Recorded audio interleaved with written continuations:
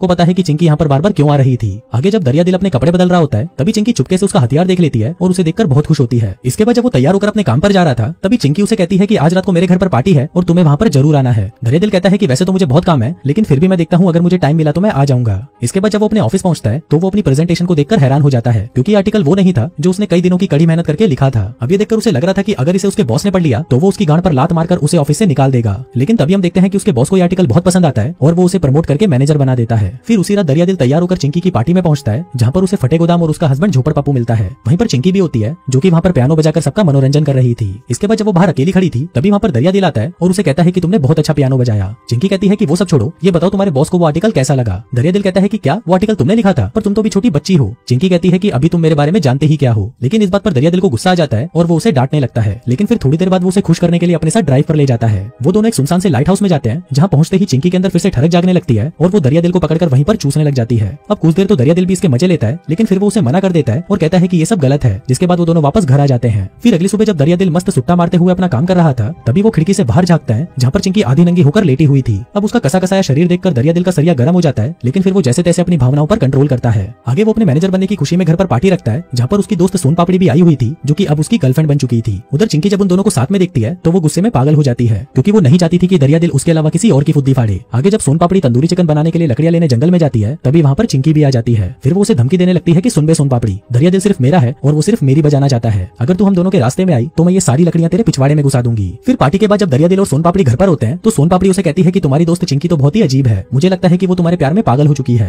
लेकिन दरिया दिल इस बात को हंसकर टाल देता है और कहता है कि ऐसा कुछ भी नहीं है, वो तो बस एक नादान बच्ची है। आगे जब दरिया दिल अपना काम कर रहा था तभी उसे चिंकी फोन करती है और कहती है कि क्या आज तुम मेरी लेना चाहोगे। लेकिन दरिया दिल उसे मना कर देता है और कहता है कि मैं बिजी हूँ। फिर काम करके वो एक अपने बचपन की फोटो को ढूंढने लगता है जो कि कल तक तो उसके डेस्क पर ही थी लेकिन आज वो गायब है। उसे लगता है कि शायद वो फोटो चिंकी ने चुराई होगी, इसलिए वो चुपके से उसके घर में घुस जाता है ताकि वो उस फोटो को वापस ला सके। फिर जब वो उसके कमरे में जाता है तो उसे उसका कमरा काफी अजीब लगता है। आगे जब वो उसका सामान देख रहा था तभी उसे बाथरूम से आवाज आती है जहाँ पर चिंकी नहाने की तैयारी कर रही थी। तभी उसे देखकर दरिया दिल उसकी कबड़ में छुप जाता है। लेकिन तभी चिंकी भी अपनी चड्डी बनियान लेने वहाँ पर आ जाती है। अब वहाँ पर आते ही चिंकी को एहसास हो जाता है कि दरिया दिल यहीं पर है, इसलिए वो जानबूझकर उसके सामने अपने सारे कपड़े उतार देती है और उसे अपने छोटे नींबू और गुलाबी गुफा दिखाने लगती है। अब इतना शानदार नजारा देखकर दरिया दिल का सरिया फिर से गर्म हो जाता है लेकिन वो फिर से जैसे तैसे करके खुद को कंट्रोल करता है। इसके बाद जब वो वहाँ से वापस जा रहा था तभी उसे वहाँ पर चिंकी का बाप झोपड़ पप्पू मिलता है जो कि शॉपिंग करके घर वापस आया था। अब उसे वहाँ पर देखकर दरिया दिल की फट जाती है और तभी झोपड़ पप्पू से कहता है कि तुम यहाँ पर क्या कर रहे हो। जिस पर दरिया दिल कहता है कि मैं तो बस चिंकी को उसकी बुक वापस करने आया था। अब वो वहाँ से जाने ही लगता है कि तभी झोपड़ पप्पू उसके हाथ में सामान दे देता है और उसे अपने साथ ऊपर बेसमेंट में आने को कहता है। इसके बाद जब वो दोनों ऊपर पहुंचते हैं तभी झोपड़ पप्पू से एक बड़ा सा खिलौना दिखाता है जिसको वो चिंकी के लिए तैयार कर रहा था। आगे जब वो दोनों बातें कर रहे होते हैं तभी वहाँ पर चिंकी आ जाती है। अब चिंकी को देखकर उसका बाप उससे पूछता है कि तुमने दरिया दिल को कौन सी बुक दी थी। अब ये सुनकर दरिया दिल की फिर से फट जाती है लेकिन तभी चिंकी कहती है कि हाँ, मैंने तो उसे मियाँ की मजदूरियों वाली कहानी की बुक दी थी। अभी सुनकर दरिया दिल को थोड़ा सुकून मिलता है और वो वहाँ से चला जाता है। फिर थोड़ी देर बाद वो चिंकी के पास वापस आता है और उसे उसके बाप के सामने बचाने के लिए थैंक यू बोलता है। लेकिन तभी चिंकी उसे कहती है कि तुम्हें थैंक यू बोलने की कोई जरूरत नहीं है, मुझे पता है कि तुम मेरी लेना चाहते हो, अब जल्दी बताओ कब लोगे मेरी। लेकिन ये सुनकर दरिया दिल उस पर भड़क जाता है और उसे कहता है कि देखो अभी मैं सब कुछ क्लियर कर देता हूँ, तुम मेरे लिए बहुत छोटी हो और हम दोनों के बीच में कभी भी कुछ नहीं हो सकता। अभी सुनकर चिंकी को बहुत ज्यादा गुस्सा तो आता है लेकिन वो उस समय उसे कुछ नहीं कहती। आगे जब दरिया दिल अपनी बंदी सोन पापड़ी को अपनी नई कार दिखाने लाता है तो कार की हालत देखकर वो दोनों हैरान रह जाते हैं क्योंकि किसी ने उसके ऊपर लिख दिया था कि मुंह में ले ले। अब ये देखकर दरिया दिल समझ जाता है कि ये काम उसी छिनाल चिंकी का है, इसलिए वो उसकी शिकायत करने के लिए उसके माँ बाप के पास पहुंच जाता है। लेकिन जब उसका बाप उसे पूछता है कि क्या तुमने दरिया दिल की गाड़ी खराब करी है तो चिंकी उसे साफ मना कर देती है। पर दरिया दिल को पक्का विश्वास था कि ये काम चिंकी का ही है। आगे जब वो अपनी कार को ठीक कर रहा था तभी उसके पास चिंकी की बेस्ट फ्रेंड शालू सीक्रेट आती है जो उसे कहती है कि मैं तुम्हें कुछ बताना चाहती हूँ लेकिन यहाँ पर नहीं, शाम को 7 बजे मुझे काली पहाड़ी के पीछे मिलना, जो बोलकर वो वहाँ से चली जाती है। इसके बाद हम चिंकी और शालू सीक्रेट को देखते हैं जो कि अपने फार्म हाउस पर हॉर्स राइडिंग कर रहे थे। लेकिन इसी दौरान हम देखते हैं कि शालू सीक्रेट जिस घोड़े पर बैठी थी उसकी बेल्ट अचानक टूट जाती है और वो सीधा आकर नीचे गिरती है जिससे उसका एक हाथ टूट जाता है। अब ये देखकर हम समझ जाते हैं कि ये काम किसी और का नहीं बल्कि चिंकी का ही था। फिर उसी शाम जब दरिया दिल काली पहाड़ी पर शालू सीक्रेट का वेट कर रहा था तभी वहाँ पर चिंकी आ जाती है और उससे पूछती है कि तुम यहाँ पर किसका इंतजार कर रहे हो। दरिया दिल कहता है कि किसी का नहीं। चिंकी कहती है कि तुम्हें एक बार हॉस्पिटल जाकर देखना चाहिए, जिसका तुम इंतजार कर रहे हो वो वहीं पर है, जो कहकर वो वहाँ से चली जाती है। फिर अगली सुबह दरिया दिल के ऑफिस में एक मीटिंग होती है जहाँ पर उसे अपनी एक प्रेजेंटेशन सबमिट करनी थी जिस पर वो पिछले 3 हफ्तों से काम कर रहा था।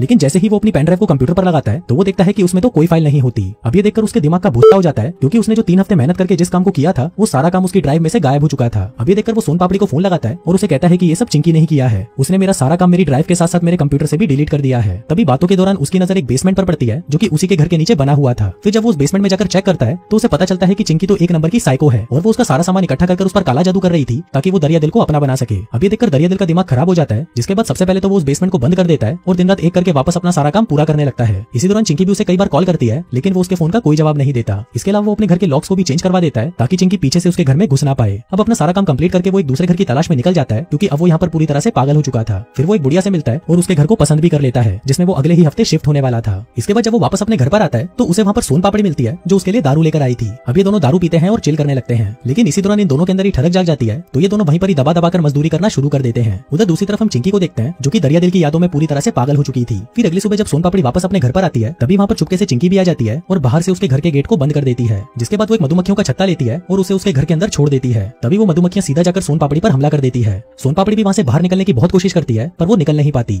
इसके बाद हम चिंकी को देखते हैं, जिसकी आज घोड़ों की रेस थी। उसे लग रहा था कि उसे देखने के लिए दरिया दिल भी आएगा, लेकिन वो वहाँ पर नहीं आता। अभी देखकर चिंकी गुस्सा हो जाती है और सीधा दरिया दिल के पास उसके ऑफिस पहुंच जाती है। वो उसे कहती है कि जाने मन तुम मेरी रेस देखने क्यों नहीं आए, लेकिन ये सुनते ही दरिया दिल उसे लेकर बाहर आ जाता है और उसे धमकी देता है कि मेरे से दूर रहो। लेकिन तभी हम देखते हैं कि चिंकी पागल हो जाती है और वहाँ पर जोर जोर से चिल्लाने लगती है, जिसको सुनकर वहाँ पर सभी को लगता है कि शायद दरिया दिल उसकी छोटी गुफा को बड़ी करने की कोशिश कर रहा है। आगे जब अपना काम खत्म करके दरिया दिल अपने नए वाले घर में जाता है, तो वहाँ पर उसकी मकान मालिक उसे घर देने से मना कर देती है, क्योंकि चिंकी ने पीछे से आकर उसे ये बोला था कि दरिया दिल एक ड्रग डीलर है। अभी देखकर दरिया दिल का और भी ज्यादा दिमाग खराब हो जाता है। जिसके बाद जब वो वापस अपने घर पर आता है, तो वो देखता है कि वहाँ पर पुलिस आई होती है। अब दरिया दिल को देखते ही पुलिस उसे गिरफ्तार कर लेती है, क्योंकि चिंकी ने उस पर अपने साथ जबरदस्ती मजदूरी करने का इल्जाम लगाया था। तभी वहाँ पर चिंकी भी आ जाती है, जिसने खुद की ऐसी हालत कर ली थी कि उसको देखकर सब उसके ऊपर विश्वास कर लेते हैं। आगे दरिया दिल को इंटेरोगेशन के लिए ले जाया जाता है, जहाँ पर पुलिस वाले उससे पूछते हैं कि तुमने चिंकी के साथ ये सब क्यों किया, जिस पर दरिया दिल कहता है कि मैंने ऐसा कुछ नहीं किया और वो लड़की झूठ बोल रही है। फिर थोड़ी देर बाद हम देखते हैं कि दरिया दिल को बेल मिल जाती है, क्योंकि उसके बॉस को उस पर भरोसा था और उसी ने ही उसकी बेल करवाई थी। लेकिन जब तक उस पर लगाया हुआ इल्जाम झूठा साबित नहीं होता, तब तक दरिया दिल को भी काम से निकाल दिया जाता है। आगे जब दरिया दिल अपना सामान पैक करके वहाँ से जा रहा था, तभी उसके पास शालू सीक्रेट आती है, जो उसे बताती है कि ये सब चिंकी नहीं किया है, क्योंकि वो एक साइको है और अगर वो किसी के पीछे पड़ जाती है तो इतनी आसानी से उसे नहीं छोड़ती।